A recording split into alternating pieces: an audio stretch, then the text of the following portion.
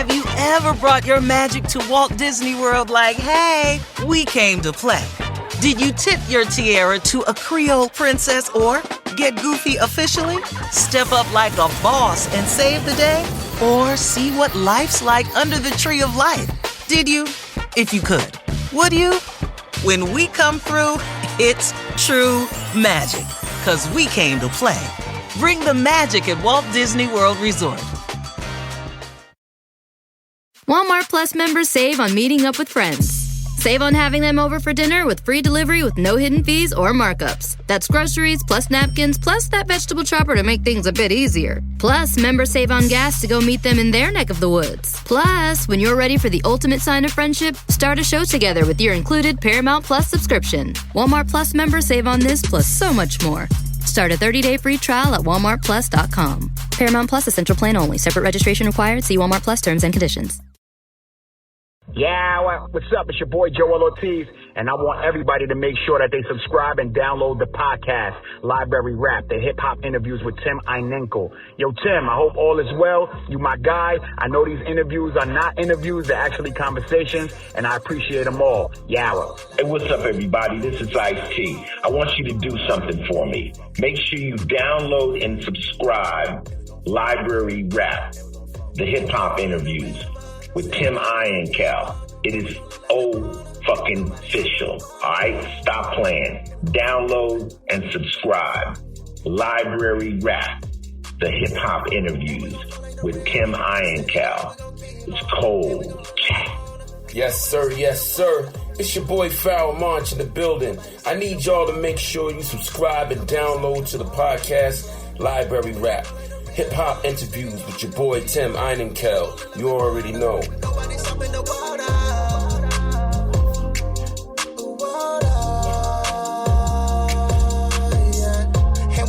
Jack Preston has just released a new project with producer Jon Bom. Project is called The River. Jack Preston, welcome to Library Rap, the hip-hop interviews with Tim Einenkel. Jack, it's great to have you on. Man, it's great to be here. Thanks for having me, Tim.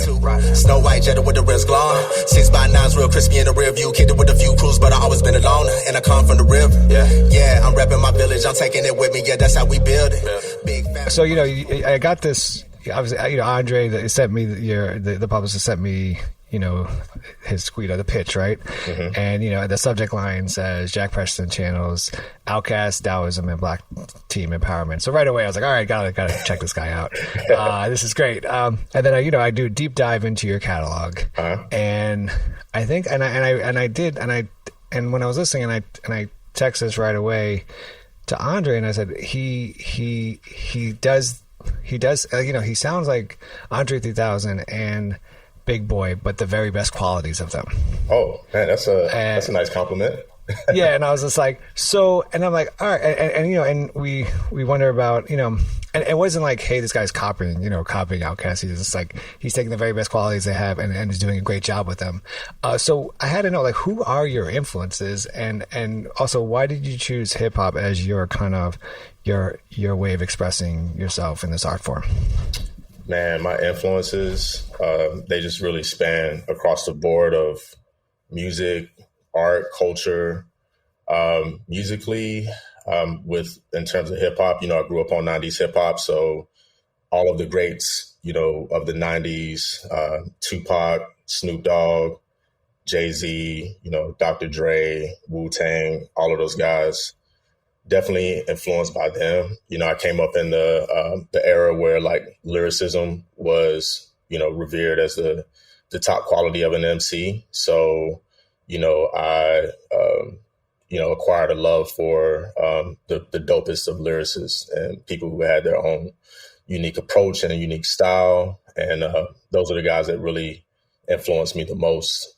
Beyond that, I always listened to, every type of music that I could get my hands on, even at a young age before it was as much of the norm as it is now. So, again, like in the 90s, listening to a lot of different stuff. And so that allowed me to have, influences that would span from like David Bowie and, of course, Prince and Michael Jackson obviously are huge early influences.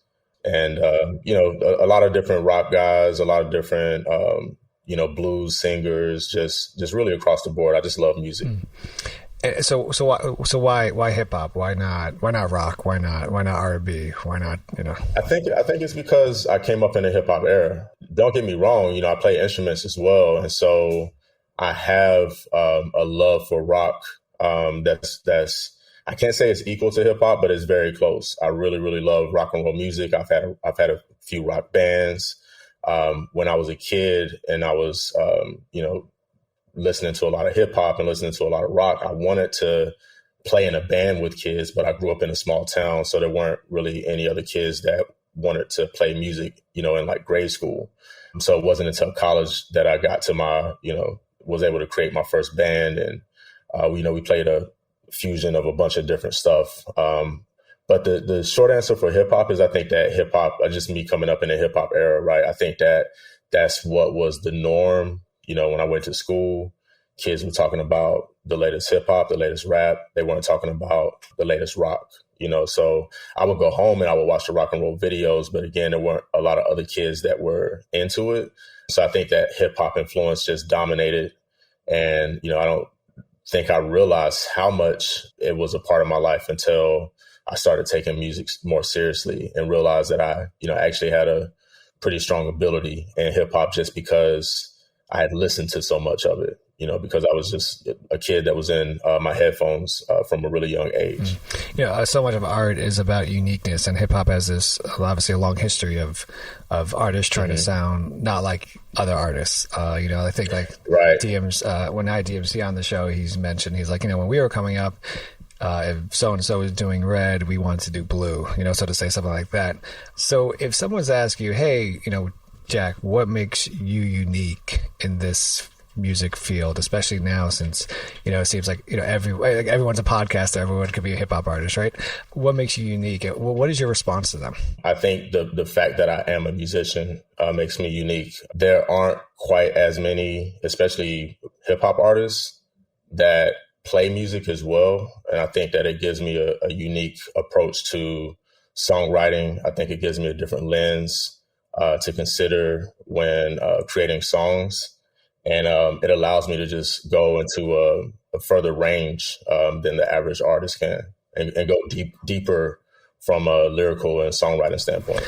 There's when you create music and, you look at, let's say 2015, your release of End of the Future, and obviously this album, The River, you could kind of tell that you were in a different mind space. I mean, I guess that's not really an amazing perspective because everyone's always in a different mind space. But anyway, but you could tell there are two different albums that have uniquely two different sounds. Yes.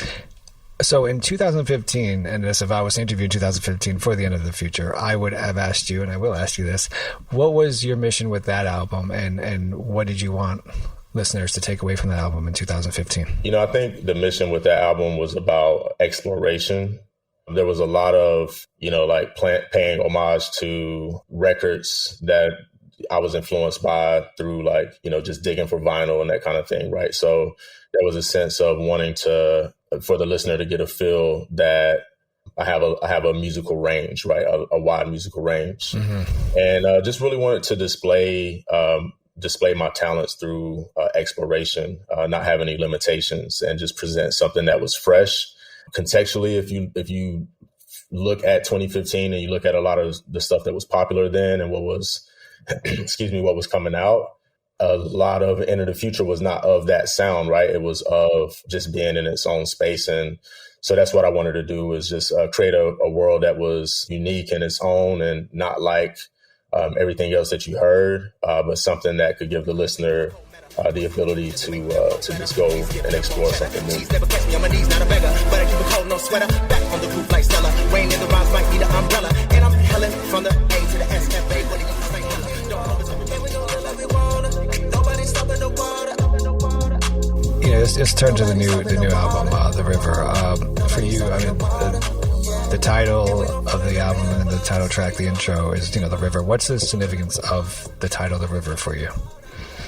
First and foremost, the river is a reference to the place where I was born, this town in North Carolina called North River.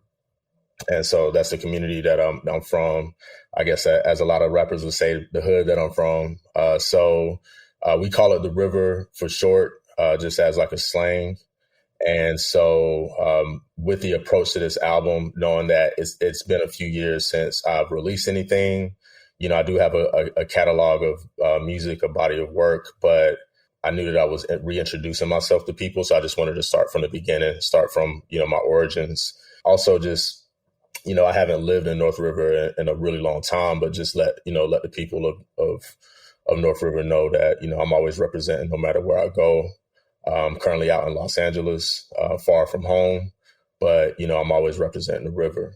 It also worked out as metaphorically in terms of just a lot of the things that, I've been going through in life between the last album and this album, and the need to, be like water, kind of flow through life and not resist when there were, kind of tougher things that was happening. And also be able to like celebrate that there's a lot of great stuff that's happening and progress is happening, right? And I think overall the story for me is that, there's some things that didn't go quite as planned over the past few years. I didn't imagine that it would be this many years between making projects, right? So I think I had to be okay with that as an artist and be okay with that as a person, and just send a message out to other people who may have a similar story of, hey, I got some goals. I thought I was going to hit those goals like last year. Life happens, but as long as I'm, still on my, still on top of my craft and still, on top of my goals, I can achieve those. And so that's where I'm at. It's just really a celebration of, making it through some tough times, but not being in a mindset of like struggling or a mindset of like victimhood, but just like a mindset of determination. And so the music itself is motivation music. Like I'm really inspired by like the drug dealer rappers. I feel like they make really good motivational music, but I'm not a drug dealer. So I wanted to have something that like the everyday person could feel motivated, maybe driving to work, maybe, getting ready to go out, whatever, and feel good, feel some music that they can relate to. This is your third project with Jon Bom, right? Yeah, with Jon Bom. Yeah. So we got a trilogy. We said a while ago, we said, hey, we're going to make a trilogy together. And, we did it. It took a few years, but the Sonica project, End of the Future, and now The River are all projects, yes, that I've worked on with Jon Bom. When you collaborate with him, especially for an album like The River and what you just said about what it means, how do you get him to, I guess, convey that with his beats? There's a lot of conversation with Jon and I. I think that when it comes to how we go about production, sometimes he has an original idea, sometimes I have an idea, and we kind of work our way to the middle of what we both like, what we both think is dope. There was a lot of suggestions. I wanted the sound to be, more distinctly Southern than maybe some stuff that I've done in the past. With him being, like a Bay Area producer, there's certain aspects of like those Southern beats that, we had to really kind of work out and work through, like the drums to get the sound to be where it is. I knew that I wanted it to be drum heavy. I knew I wanted it to be bass heavy. I wanted people to feel the beats. And so, we worked it out and, we got it there. The track Go Around, your flow on it and your ability, it really displays your ability to be able to kind of talk to the beat and use it to your advantage as, not just lyrically, but also as like use the beat as that extra, that maybe the extra person in the room or the extra lyricist that, is supporting you at the time. What were your thoughts when you first heard that beat and how did the writing process happen with the song? Jon makes music that can be considered like cinematic. Universal receipt. When you blink and when you breathe. Seed in the ground, what you plant, what you reap. These coming back like the waves in the sea. Ooh, river flowing like ocean. You might just go run up, hold your shining like no. Make a move. A lot of it has, very strong emotional pull. And, he uses melody really great. And so a lot of times when he introduces a beat, often the melody that's built in will kind of suggest where the lyrics should go. Mm-hmm. So with this song, I had a concept in mind, this line of, what are you going to do? How are you going to move? Like, I kind of had that in mind. I didn't know exactly how I was going to sing it. Mm-hmm. And so when I heard that beat, it just clicked immediately. I just started just kind of demoing it out on voice memos, voice notes, just kind of freestyle, just let it be raw. This song in particular, with the approach to the songwriting, I just really wanted to make sure that I wasn't in the rails. So I allowed kind of freestyle melodies to take the lead. And then I kind of came back in and filled the words in after the fact, after I knew what melody and rhythm I wanted with this. So We On is the record after Go Around. And you're and I'm not going to butcher your lyrics as much as I'll try not to, but you say trying to keep the tribe alive after Fife had left, and then it ends with pass it to the kids so they know their worth.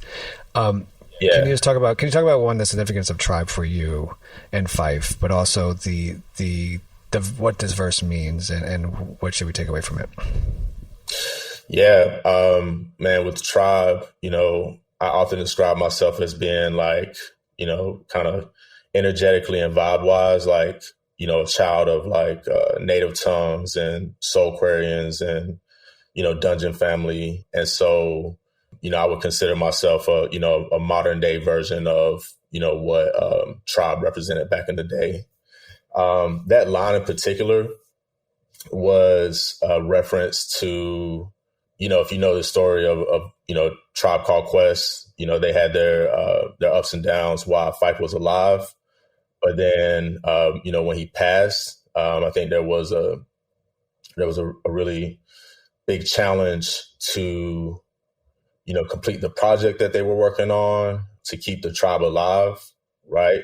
Probably if it would have worked in the rhyme scheme, I maybe would have said after Fife had passed, but I just, said Fife had left, So that's really what that was a reference to. And then also a reference to just things in my life. I also, have a record label, which at one point in time, there was a band called The Dojo. That was my band. It was a part of the record label as well.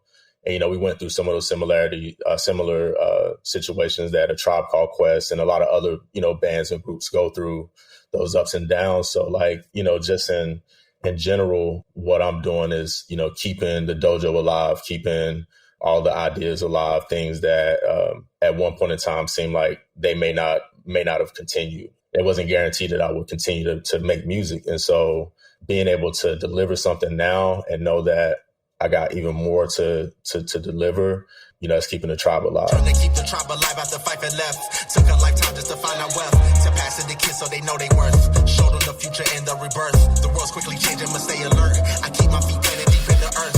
And pray for my sanity, navigate distorted fantasies. Tell me the sequencing. I like to look at sequencing of an album, and if we go to We On and Go Around and We On, if you think about the sequencing of these two tracks, and it stands out to me because beat wise, they're both great, but there's two different kind of rhythms and styles that are going on with the beats. I think there's quote unquote a lot going on with Go Around and not much going on with We On, but even both complicated. So not trying to simplify any of these beats, it's just they're complicated in their own way, right?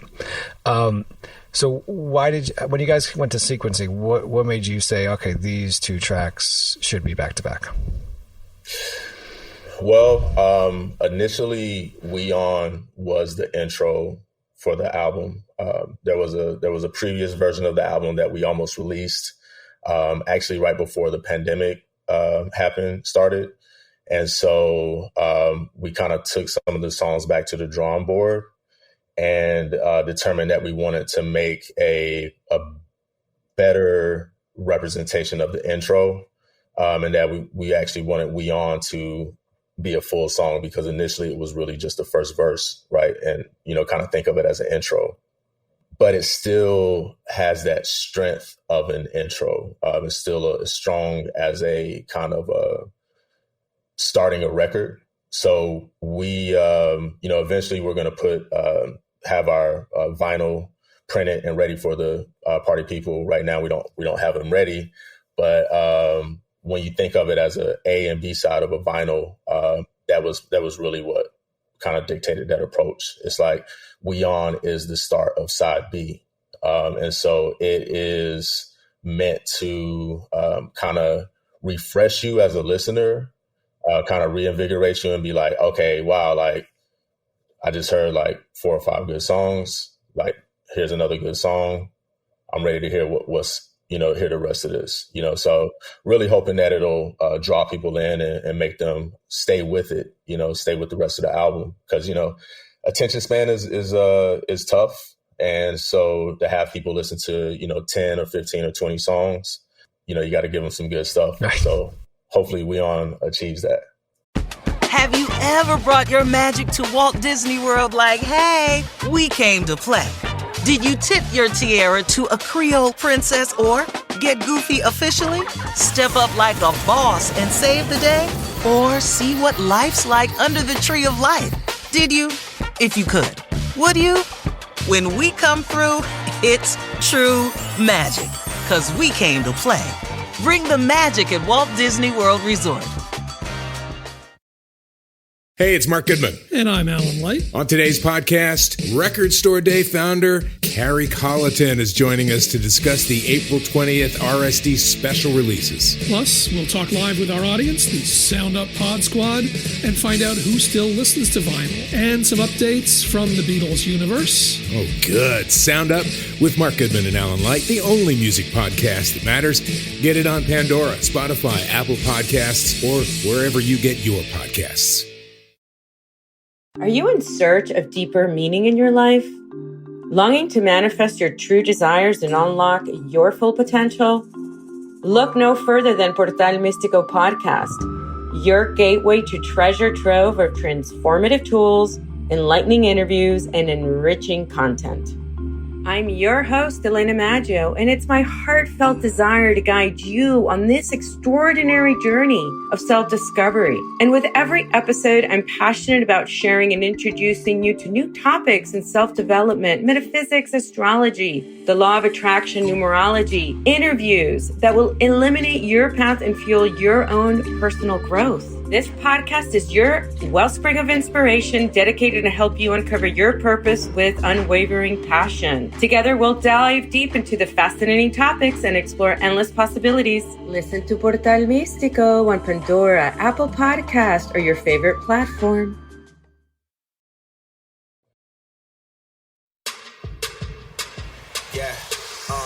When I walk in the room, I better command respect. When I walk in the room, I better command respect. This that triple threat. This that. DJing, MCing, producing is the artist is J Live's triple threat, right? So what is your triple threat that you mention on command respect?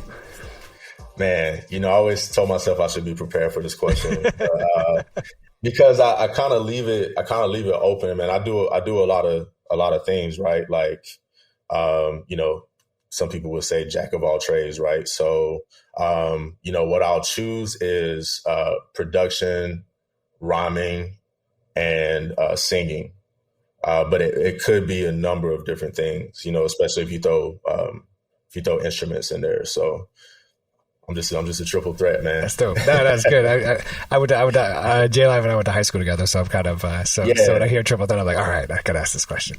J Live's the homie. He's definitely been like an OG to me in Atlanta, and he's given me a lot of great advice around operating as a musician and a businessman. So definitely shout out to J Live. That's dope.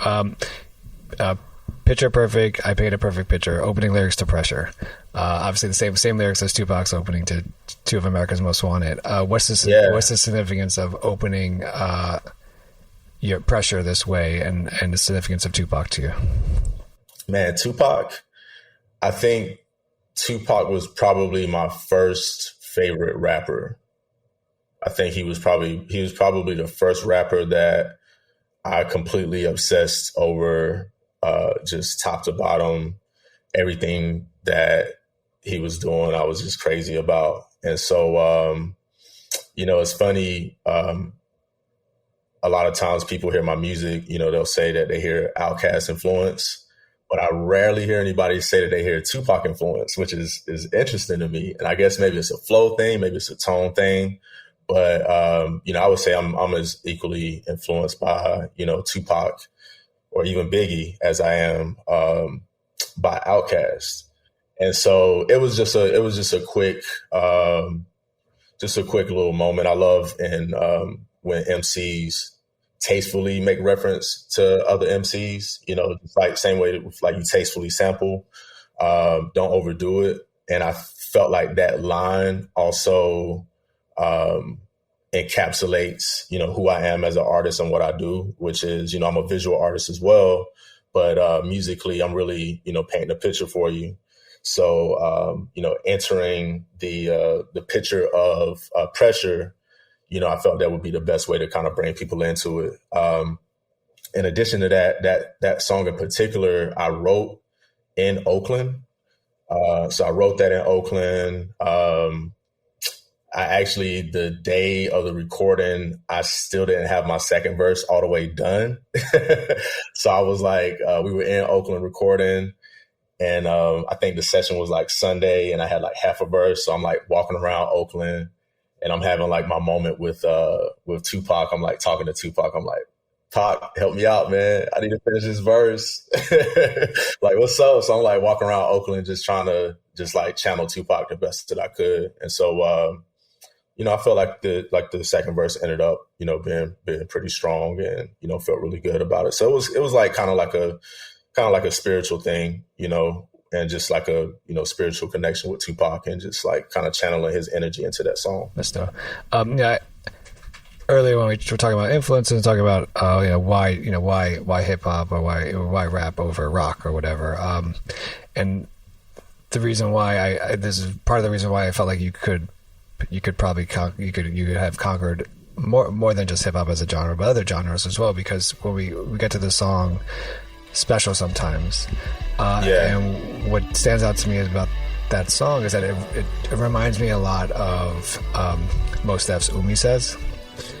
Oh wow, I never thought of that. But yeah, I can see that. And it's just like, it was one of my favorite songs by him, and I try to sing it, but I can't. So it's but there's a reason. But because the way you on that track, there's like layering of the vocals, the singing, the smoothness, that comes off. And what's also stands out about the track is that it totally changed. It's a totally different track than anything we've heard on this album so far. Yeah, it's a little bit of a curveball. Yeah, exactly. So why what was the decision there to change up musically, and kind of what were you? I mean, why was this song? Hey, I'm gonna sing on this song versus I'm gonna spit. If you listen to my catalog, I have. Not everything is hip hop, right? Like I have In the Land of Wanderers, the project that I did with the dojo, my band, and, there's not a hip hop song that's on there. I think that, when I think of myself as an artist, I just think of myself as an artist, as a musician, right? Like I just like music. So I want to just make whatever I feel at the time.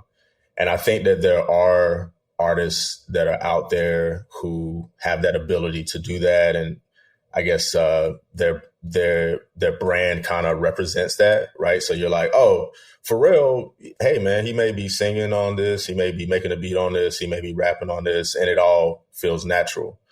I think that earlier in my career, I probably didn't do a good enough job of like establishing one sound enough for people to be able to follow me into other spaces. I just did what I felt in my heart as an artist, and I just like did everything, right?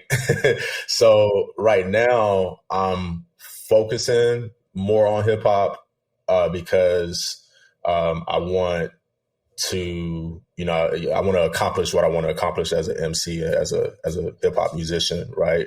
And so I want to make sure that I'm giving my all into that. But I do know that as years go by, I'm going to want to explore other sounds again.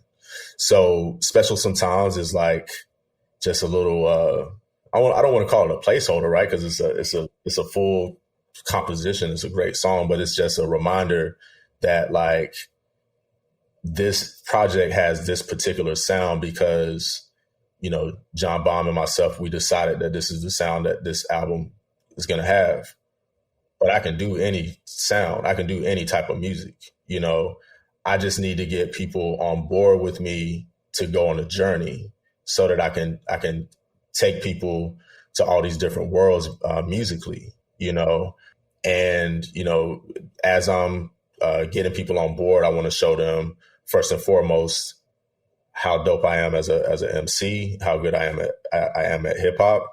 But I do want them to go on a journey with me into other sounds. So Special Sometimes is just that reminder and maybe an introduction for people who may be new to the sound that like, okay, this guy's capable of other things.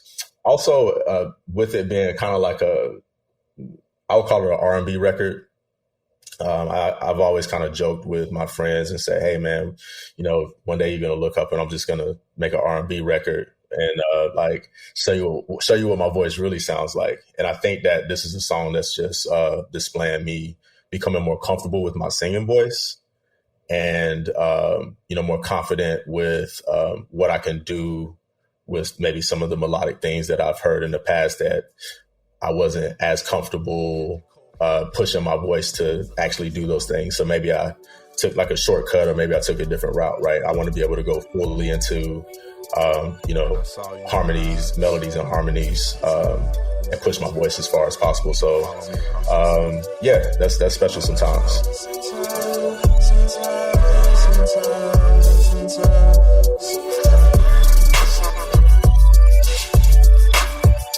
Down if you won't ride, down if I don't try. Prior to you answering the question about the significance of the title The River, and I think this is what obviously makes art great, right, is that we are the artist and, you know, has his or her, well, the interpretation of what the title means to them, and then they allow us as fans and listeners to kind of come up with our own interpretations. Yeah. So I wrote this question prior to you telling me what The River meant. Okay. But so the album The River, you know, it opens with the opening track The River and it closes with Joyride. And if you think about, for me, when I thought about these two tracks, I thought these are two tracks that are conveying that Jack's journey is continuously ongoing.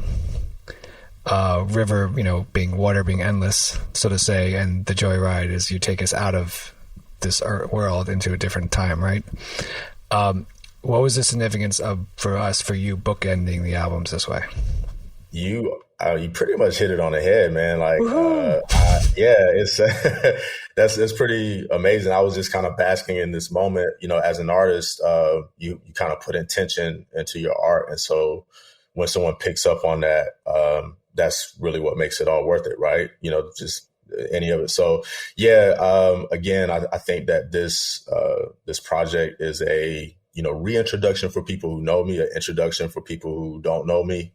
And so, you know, I did want to start, you know, at the beginning, at where I'm from, you know, and there is a line in the intro, time is a river, splitting image like a mirror, got across the bridge just to see a new beginning. You know, that's very much about like, you know, literally where I'm from, you know, there's people that we say they're afraid to cross the bridge. You have to cross a bridge to get to like mainland. And so just crossing that bridge to go on that journey to explore and, you know, go into the world and see who I am in the world. You know, that's kind of what that is. And yeah, Joyride is like, yeah, literally, let's go on a joyride. Like, I got more that I'm coming with. If you enjoyed this, like, let's keep going. Like, this isn't a beginning and end in this project by itself. It's a beginning, and let's do it. Let's make it happen. So I'm glad you picked up on that. That's dope, man. It's a great album. I really enjoyed listening to it, and I continue to listen to it. The new album is The River. The artist is Jack Preston. Jack, thank you so much for being on Library Rap, the Hip Hop Interviews with Tim Heinecke. I greatly appreciate it. Man, Tim, thank you so much for having me. Please invite me back anytime you want. This has been extremely fun. What's good, y'all? This is Breeze Brewing from the Mighty Juggernauts. And make sure you subscribe and download the podcast, Library Rap, the hip-hop interviews with Tim Heinecke. Hip-hop journalism on the highest level. Believe what you want, flying like a Phyllis, diving right in it, breathing a Lego. Nothing left for me here, leaving a dust ball. I know what I know though, I'ma fly high, hit the room like a psycho. Hey, it's Mark Goodman. And I'm Alan Light. On today's podcast, Record Store Day founder Carrie Colleton is joining us to discuss the April 20th RSD special releases. Plus, we'll talk live with our audience, the Sound Up Pod Squad, and find out who still listens to vinyl. And some updates from the Beatles universe. Oh, good. Sound Up with Mark Goodman and Alan Light, the only music podcast that matters. Get it on Pandora, Spotify, Apple Podcasts, or wherever you get your podcasts.